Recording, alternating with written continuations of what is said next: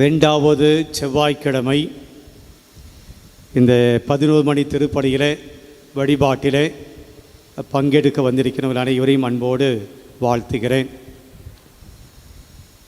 இன்றைக்கி நாம் நற்செய்தி வாசகத்தை சிந்திக்கலாம், தியானிக்கலாம் அப்படின்னு நான் நினைக்கிறேன். முதல் வாசகத்தை பற்றி நாம் நற்கனை ஆராதனையில் ரொம்ப அதிகமாகவே தெளிவாகவே நாம் சிந்தித்திருக்கிறோம். இப்போது இந்த ஈஸ்டர் விழா முடிந்த பின்பு அதில் மிக குறிப்பாக இந்த பாஸ்கா காலத்தினுடைய 4வது வாரம், 5வது வாரம், இப்போ நாம் எத்தனாவது வாரத்தில் இருக்கிறோம்? 6வது வாரத்தில் இருக்கிறோம். அதில் அந்த நற்செய்தி வாசகங்களை நம்ம வாசித்து கொண்டே பார்த்து கொண்டே வந்தோம் என்றால் எல்லாமே யோவான் நற்செய்தியிலிருந்து எடுக்கப்பட்டிருக்கும். மிக குறிப்பாக இந்த 14ஆம் அதிகாரம் 15ஆம் அதிகாரத்தில் அதிகமான வசனங்கள் அந்த பகுதிகளை நாம் வாசித்து கொண்டு வருகிறோம். இன்றைக்கு நாம் வாசித்த பகுதியானது 16ஆம் அதிகாரம்.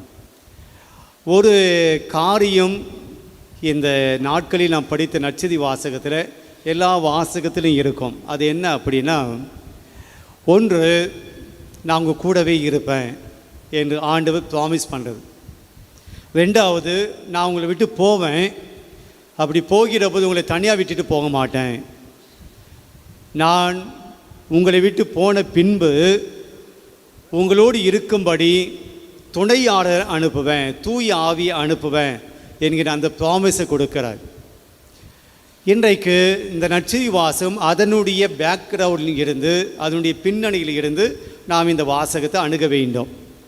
இன்றைக்கி நாம் என்ன படித்தோம் அப்படின்னா, இயேசு தம்முடைய சீடரை நோக்கி கூறியது, எப்போது என்னை அனுப்பியவரிடம் நான் போகிறேன். 13ஆம் அதிகாரத்தில் நம்ம பார்த்தோம் அப்படின்னா, இயேசு தன்னுடைய ராபோசன உணவை தன்னுடைய சீடர்களோடு உண்ணுகிற போது அவருடைய பாதங்களை கழுவுவார், சீடர்களுடைய பாதங்களை கழுவுவார்.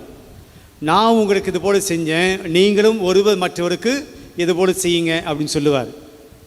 அதுக்கப்புறம் அதை பேதுரு வந்து என் பாதங்களை நீங்கள் கழுவ விட மாட்டேன் அதெல்லாம் சொல்லுவார். இயேசுவும், நான் உன் பாதங்களை கழுவவில்லை என்றால் என்னோடு உனக்கு பங்கு இல்லை. என்ன பங்கு? அது இறையாட்சி. அப்போது பாதங்களை கழுவுகிறார். அதுக்கு அடுத்த பகுதியில் நான் பார்க்கிற போது 13ஆம் அதிகாரத்தினுடைய கடைசி பகுதியில் பார்க்கிற போது, நான் உங்களை அன்பு செஞ்சது போல நீங்களும் ஒருவர் மற்றவரை அன்பு செய்யுங்கள் அப்படின்னு சொல்லுவார். நான் உங்கள் பாதங்களை கழுவணும் போல நீங்களும் பாதங்களை கழுவணும். நான் உங்களை அன்பு செஞ்சது போல நீங்களும் ஒருவர் மற்றவரை அன்பு செய்யணும். இது 13ஆம் அதிகாரத்தில் வரக்கூடிய விஷயங்கள். 14ஆம் அதிகாரத்தில் அவர் சொல்ல தொடங்குவார், நான் உங்களை விட்டு போகிறேன், இன்னும் சிறிது காலத்தில் உங்களை விட்டு நான் செல்ல இருக்கிறேன், சிறிது காலம் நீங்கள் என்னை தேடுவீர்கள், உள்ளம் கலங்க வேண்டாம், உள்ளம் மருள வேண்டாம். அப்படி இயேசு தான் பாடுபட போவதையும், அவர் உயிர் தெழுந்த பின்பு அவர் எங்கே போகிறார்? விண்ணகம் போகிறார். அந்த சீடர்களை விட்டு போகிறத பற்றி தன்னுடைய சீடர்களுக்கு முன்கூட்டியே சொல்கிறார். எப்போ? பாதம் கழுவின அந்த இடத்துலையே, அந்த ராபோசன நேரத்திலே இதெல்லாம் சொல்லிகிட்டே வரார். 13, 14, 15, 16 எல்லா அதிகாரங்களும் அந்த இடத்துல இயேசு பேசினது. நீண்ட சர்மன், நீண்ட ஒரு பிரசங்கத்தை இயேசு ஆபோசன நேரத்தில் வைக்கிறார் யோவான் நற்செய்தியின்படி. இப்போது நான் உங்களை விட்டு போகிறேன் அப்படின்னு சொன்ன உடனே சீடர்களுக்கு எதாவது புரிஞ்சிருக்குமா? நான் உங்களை விட்டு போகிறேன் அப்படின்னு சொன்ன சீடர்களுக்கு எதாவது புரிஞ்சிருக்குமா? எவ்வளோ 3 வருஷம் நம்ம கூட இருந்த ஆள் இப்போ எங்கே தனியாக போகிறாரு? எங்கே போனாலும் நம்ம கூட்டிகிட்டு போனேன் இயேசு, இப்போ மட்டும் நான் தனியாக போகிறேன், நீங்கள் என்னை தேடுவீங்க ஆனால் நீங்கள் காண மாட்டீங்க, நீங்கள் என்னை பார்க்க முடியாது அப்படின்னு சொல்லும்போது சீடருடைய மனநிலை எப்படி இருக்கும்? ஒரு குழப்பம். இயேசு நம்மளை விட்டு எங்கே போகிறார்? இயேசு நம்மளை விட்டு ஏன் போகிறார்? ஏன் நம்மளை தேட முடியாது? ஏன் அவளை பார்க்க முடியாது என்றெல்லாம் இந்த குழப்பமான சீடர்களுக்கு வருகிறது. அதனால்தான் குழப்பம் மட்டும் இல்லை, ஒரு பயம். எத்தனை நாள் இயேசு நம்மளோடு இருந்தார், நமக்கு பாதுகாப்பு கிடைச்சது, இயேசு நம்ம கூட இருந்தார், நமக்கு எந்த பிரச்சனையும் கிடையாது. இப்போ இயேசு தனியாக விட்டு போயிட்டாருன்னா நமக்கு என்ன நடக்கும்? அந்த பயம், அச்சம்.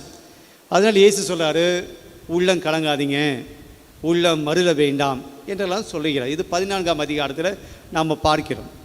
பிரியமானவர்களே, இன்றைக்கி நாம் படித்தது நடுவில் 15ஆம் அதிகாரம், யோவான் நற்செய்தி 15ஆம் அதிகாரம் எல்லாருக்கும் தெரிஞ்ச விஷயந்தான். என்ன பகுதி அது? நானே உண்மையான திராட்சை செடி. அதில் ஃபுல்லாக அன்பை பற்றி பேசுவார். இப்போ 16ஆம் அதிகாரத்தில் மீண்டும் தூய ஆவியை பற்றி பேசுகிறார். தூய ஆவி நான் உங்களுக்கு அனுப்புவேன். 14ஆம் அதிகாரத்தில் சொன்னதை மீண்டும் 16ஆம் அதிகாரத்தில் தொடர்ச்சியாக வராது.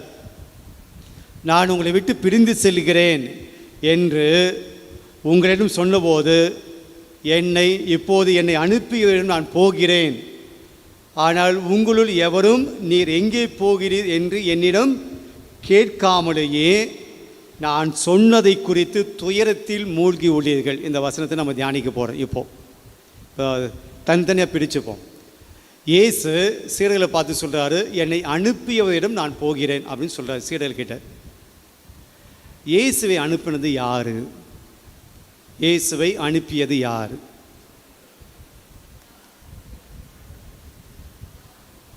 இயேசுவை அனுப்பினது யார்? தூயாவி. வேறு யாரும் அனுப்பின எங்களுக்கு என்ன பிரச்சனை அப்படின்னீங்களா? எடுத்துக்கோ. யோவான் நற்செய்தி 6ஆம் அதிகாரம் 51 மற்றும் 57வது வசனம் வாசிப்போம். யோவான் நற்செய்தி 6ஆம் அதிகாரம் 51வது வசனத்தை வாசிப்போம். விண்ணகத்திலிருந்து இறங்கி வந்த வாழ்வுதரும் உணவு நான். அப்போ இயேசு எங்கேருந்து வந்தார்? விண்ணகத்திலிருந்து வந்தார். இது நம்ம எல்லாருக்கும் தெரியும். கிறிஸ்துமஸ் விழாவை நாம் அப்படி தான் கொண்டாடுகிறோம். தூய ஆவியானவர் அன்னை மரியாளுடைய வயிற்றில் கருவாகி இயேசு மானிட மகனை பெற்றெடுக்கிறார். அப்போ வானத்துதர்கள் சீடர்களிடம் இந்த இடைகளில் என்ன சொல்கிறாரு? உலகுக்கெல்லாம் மகிழ்ச்சி ஊட்டும் நற்செய்தி நான் உங்களுக்கு அறிவிக்கிறேன். இதுபோல் வானத்திலிருந்து செய்தி வருகிறது, மகிழ்ச்சியூட்டும் நற்செய்தி. யாரை பற்றி? இயேசுவை பற்றி. அவர் மெசியா பிறந்திருக்கிறார், கடவுளுடைய மகன் பிறந்திருக்கிறார். அப்போ விண்ணகத்திலேருந்து இயேசு இறங்கி வரார். எந்த இடத்துலேருந்து? விண்ணகம். எங்கே வந்தார்? மண்ணகம். அடுத்து 57வது வசனம் படிங்க. அதே அதிகாரம் 6ஆம் அதிகாரம் 57வது வசனம். வாழும் தந்தை என்னை அனுப்பினார். யார் அனுப்புனது? இயேசுவை மண்ணகத்துக்கு அப்பா அனுப்பினார், தந்தையான கடவுள் அனுப்பினார். இப்போ அந்த வசனத்துக்கு வருவோம். இயேசு என்ன சொல்கிறாரு? இப்போது என்னை அனுப்பியவரிடம் நான் போகிறேன். அப்போ யாருக்கிட்ட போகிறார் இயேசு? தந்தையிடம் போகிறார். எப்போ போகிறார் இயேசு? உயிர்த்தெழுந்த பின்னாடி. எப்போ போகிறார் இயேசு? உயிர்த்தெழுந்த பின்னாடி. வரக்கூடிய ஞாயிற்றுக்கிழமை நாம் ஒரு விழாவை கொண்டாட போகிறோம். என்ன விழா? இயேசுனுடைய விண்ணேற்பு விழா. அந்த விழாவை கொண்டாடுவது தான் இந்த வாசனெல்லாம் கொடுக்குறாங்க. இயேசு தன்னுடைய சீடர்கிட்ட சொல்கிறார், நான் மீண்டும் என்னுடைய தந்தையிடம் போகிறேன், ஏன்னா நான் அங்கிருந்து தான் வந்தேன், இப்போ நான் அங்கே போகிறேன் அப்படி சொல்லும்போது சீடர்கள் வருத்தப்பட்டாங்க, கவலையில் மூழ்கினார்கள், துயரத்தில் மூழ்கினார்கள். ஒழிய எங்கே போகிறீங்க அப்படின்னு சொல்லி இயேசு கிட்ட கேட்டாங்களா சீடர்கள்? கேட்கல. பெரியமாட முதல் செய்தி நமக்கு, நம்ம குடும்ப வாழ்க்கைக்கு, நம்முடைய ஆன்மீக வாழ்க்கைக்கு, கடவுளுடைய வார்த்தையை நாம் கேட்குறோம். ஆனால் இந்த சீடர்களை போல அந்த வார்த்தையை புரிஞ்சிக்கிறோமா? இப்போ இந்த சீடர்கள் புரிஞ்சிக்கிட்டாங்களா? நான் தந்தையிடம் போகிறேன் என்பதை அவங்க புரிஞ்சிக்கிட்டாங்களா? புரிஞ்சிக்கல. நீங்களும் நான் சொல்கிறத ஒன்றும் புரிஞ்சுக்கிற போல தெரில. எல்லாம் அமைதியாக தான் உட்காந்துக்கிறீங்க. எவ்வளோ மாங்க நான் பிரசங்கம் வைக்கிறேன். தந்தையிடம் நான் வந்தேன் அப்படின்னு ஏற்கனவே சொல்லிட்டாரு. 6ஆம் அதிகாரத்தில் சொல்லிட்டாரு, என்னை அனுப்பியது என் தந்தை அப்படின்ட்டு. இன்றைக்கி சொல்கிறாரு, என்னை அனுப்பியவரிடம் நான் போகிறேன் அப்படின்னு சொல்கிறாரு. அப்போ சீடர்கள் என்ன புரிஞ்சு வைக்கணும்? இயேசு விண்ணகத்துக்கு போகிறார் அப்படின்னு புரிஞ்சுக்கணும். புரிஞ்சுக்கிட்டாங்களா? பதில் சொல்லுங்க, ஆமாம் இல்லை அப்படின்னு. புரிஞ்சிக்கல. புரிஞ்சிக்காதனால தான் அவங்க என்ன பண்ணாங்க? வருத்தப்பட்டாங்க. ஏசு இங்கெங்கேயோ போக போகிறார், ஏசு அங்கெங்கேயோ போகிறாரு, நம்மளை தனியாக விட்டுட்டு கலிலேயாவுக்கு போக போகிறாரு, நம்மளை தனியாக விட்டுட்டு கப்பர்நகம் போக போகிறார், இங்கெங்கேயோ போக போகிறார், நம்மளை விட்டுட்டாரு அப்படின்னு தான் புரிஞ்சுக்கிட்டாங்களுடைய. நம்மளை விட்டு போகிறதுனால கவலைப்பட்டாங்களே உடைய இயேசு விண்ணகம் போகிறார் என்பதை புரிஞ்சிக்கல.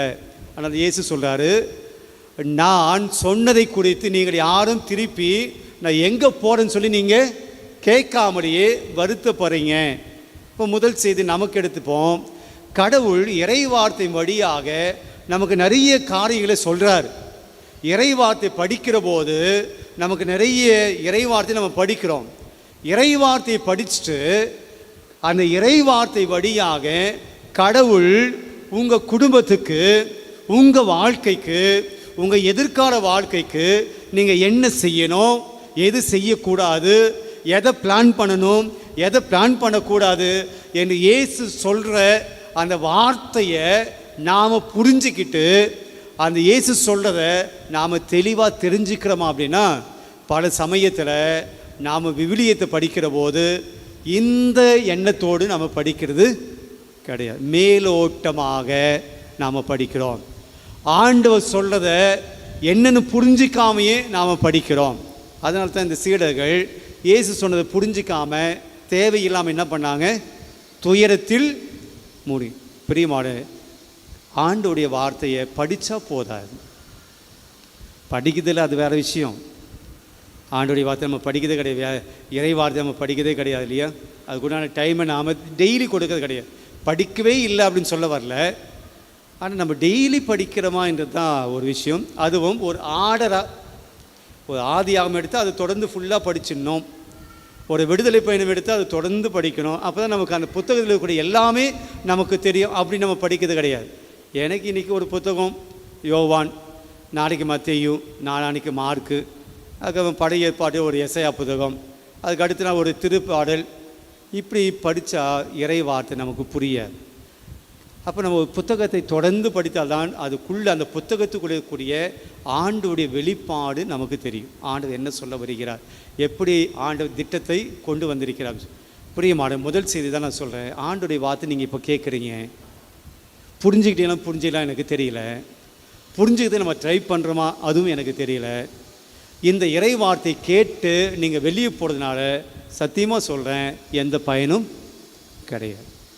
If you don't understand the word of God, if you don't take the word of God into your heart, உங்கள் மனசுக்குள்ளே அது கொண்டு போயிட்டு அது எனக்கு என்ன சொல்லுது, இந்த இறை வார்த்தை வழியாக கடவுள் எனக்கு என்ன திட்டத்தை வச்சுருக்காரு, என்ன பிளான் வச்சுருக்காரு, என் குடும்பத்துக்கு என்ன சொல்கிறாரு, அப்படி அந்த இறை வார்த்தை நீங்கள் ஜீரணிக்காமல், இப்போது ஆடு மாடெல்லாம் பார்த்தீங்கன்னா நீங்கள் தோட்டத்தில் விட்டிங்கன்னா நல்ல புல்லெல்லாம் சாப்பிடும். அது வீட்டுக்கு வந்து கட்டி போடுவீங்க, தண்ணியெல்லாம் கொடுத்து போய் கட்டி போடுவீங்க. அந்த மாடு என்ன பண்ணும், நாங்களாம் மாடே பார்த்ததில்ல ஃபாதர், சென்னையில் இருக்கிறோம், மாடுன்னா என்னது அப்படின்ட்டு அசை போடும். அது சாப்பிட்டது திருப்பி அசை போடும். இறை வார்த்தையும் அப்படி தான் அசை போடணும். இன்றைக்கி கேட்டோம், வீட்டை படி யாரும் தியானிக்க போகிறோமா? கிடையாது. வீட்டை படி இதை பற்றி ஏதாவது நம்ம யோசிக்க போகிறோமா? இன்றைக்கி பிரசங்கம் வச்சாங்க, ஆண்டோடைய வார்த்தை சொன்னாங்க, என் குடும்பத்துக்கு, என் வாழ்க்கைக்கு, என் பிள்ளைகளுக்கு, என் மனைவிக்கு, என் கணவனுக்கு, என் தொழிலுக்கு, என் எதிர்கால வாழ்க்கைக்கு ஆண்டவர் என்ன சொல்கிறார், அதை யோசிக்க போகிறோமா? கிடையாது. அதனால் ஒரு பயனும் கிடையாது. அப்போ இன்றைக்கி முதல் வார்த்தை, முதல் செய்தி ஆண்டவர் என்ன சொல்கிறான்னா, இறை வார்த்தையை நான் சொல்கிறது கேட்குறது மட்டும் இல்லை, தயவுசெய்து புரிஞ்சிக்கிங்க அப்படின்னு சொல்லி அவன் சீடர்களுக்கு சொல்கிறார். நமக்கு அதான் சொல்கிறார், இறை வார்த்தை கேட்டால் மட்டும் போதாது, அது எந்த பயனும் கொடுக்காது. Take it to your heart, தியானியுங்க. அன்னை மரியாள் வானத்துது அந்த இறை வார்த்தை சொன்ன பின்னாடி என்ன பண்ணாங்க? அன்னை மரியாள் தன்னுடைய உள்ளத்தில் வைத்து சிந்தித்தாள், தியானித்தாள். நம்ம யாருமே அது பண்ணுறது இல்லைங்க. வீட்டுக்கு போனால் மறந்துடும், இங்கேயே மறந்துடும். ஸோ முதல் செய்தி, நீங்கள் பைபிள் படிக்கிற போதெல்லாம் ஒரு வார்த்தை, ஒரு வசனத்தை படித்தாலும் கூட அந்த ஒரு வசனத்துக்குள்ளே ஆண்டவர் ஏகப்பட்ட செய்தியை உங்கள் குடும்பத்துக்கு வச்சுருக்கார். அப்போ உட்கார்ந்து தியானிக்கணும். ஒன்று. ரெண்டாவது, இன்றைக்கி நற்செய்தி வாசல் ஆண்டவர் சொல்கிறாரு, உண்மையை சீடர்கள் வந்து கடவுளுடைய திட்டத்தை அவர் தன்னுடைய தந்தையிடம் தான் போகிறாரு, தூயாவை போய் அனுப்புவார் என்ற இந்த புரிதல் இருந்துச்சுன்னா அவங்க துயரத்தில் ஆழ்ந்திருப்பாங்களா? கடவுள் ஒரு பிளான் சொல்கிறாரு, நான் தந்தையிடம் போக போகிறேன், எதிர்காலம் தந்தையிடம் இதை சரியாக புரிஞ்சுட்டு இருந்தாங்கன்னா அவங்க துயரத்தில் ஆழ்ந்திருப்பாங்களா? இருந்துக்க மாட்டாங்க. அப்போ நம்முடைய வாழ்க்கையில் ஆண்டு சொல்கிறது ரெண்டாவது செய்தினா, நீங்கள் உண்மையிலேயே கடவுள் உங்களுக்கு வச்சிருக்கிற திட்டத்தை நீங்கள் தெரிஞ்சுக்கிட்டீங்க அப்படின்னா, உங்களுக்காக கடவுள் வைத்திருக்கக்கூடிய எதிர்காலத்தை நீங்கள் தெரிஞ்சுக்கிட்டீங்க அப்படின்னா, கடவுள் உங்களுக்கு ஒரு ஃப்யூச்சர் பிளான் வச்சிருக்கிறார், அதை நீங்கள் தெரிஞ்சுக்கிட்டீங்க அப்படின்னா, நீங்கள் இப்போது வருத்தப்பட வேண்டிய அவசியம், பயப்பட வேண்டிய அவசியம் கிடையாது. நாம் என்ன நினைக்கிறோம் அப்படின்னா, நமக்குண்டான திட்டத்தை வச்சுருக்கோம். we have our own plan. நமக்குண்டான திட்டங்களை வைத்து அதன்படி நடக்கணும், அதன்படி இருக்கணும், அதான் நம்முடைய வாழ்க்கையில் நடந்தாகணும் அப்படின்னு சொல்லி நம்முடைய திட்டங்களைத்தான் வைக்கிறோம்.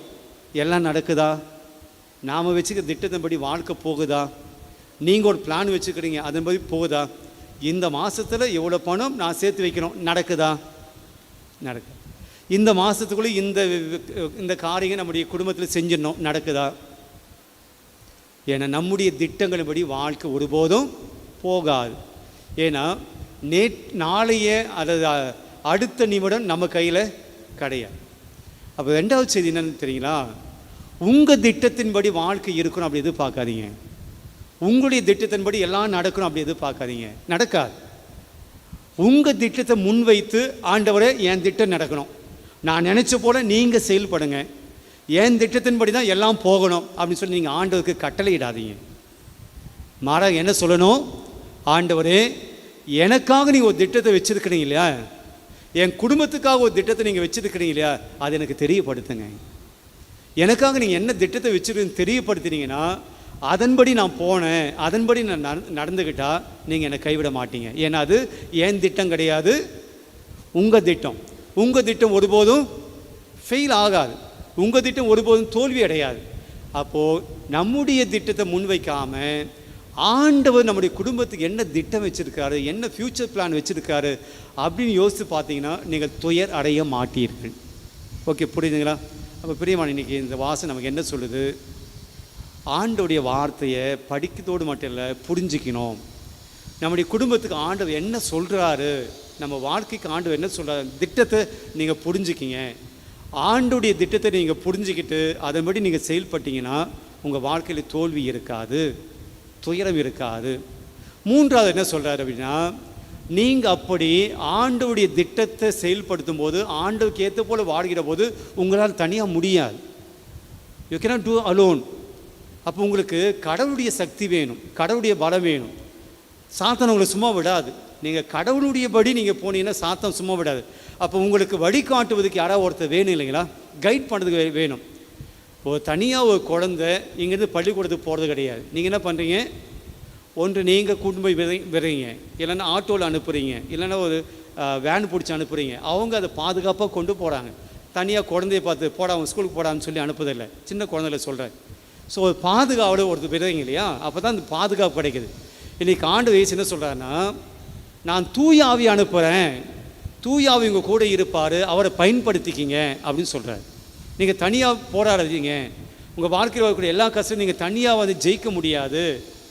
உங்கள் பிளானை அல்லது என்னுடைய பிளானை நீங்கள் தனியாலாம் பண்ண முடியாது. உங்களுக்கு ஒருத்தர் துணையாளர் தேவை. யார் இது? தூய ஆவி. அதனால ஏசு சொல்கிறாரு, நான் போனேன் அப்படின்னா உங்களுக்கு யாரை அனுப்புவேன்? தூய ஆவி அனுப்புவேன்.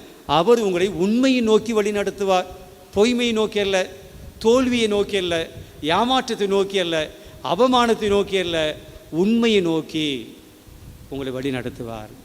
இதுதான் இன்றைக்கி வாசகம். பிரியமானவரே, அப்போ இந்த கருத்துக்கள் எல்லாம் ரொம்ப சேர்த்து சுருக்கமாக நான் சொன்னேன் அப்படின்னா, ஒன்று, கடவுள் நமக்கு என்ன ஒரு திட்டத்தை வச்சுருக்காரு, அதை நம்ம புரிஞ்சுக்கணும். அப்படின்னா கடவுளுடைய வார்த்தையை படிக்கணும்.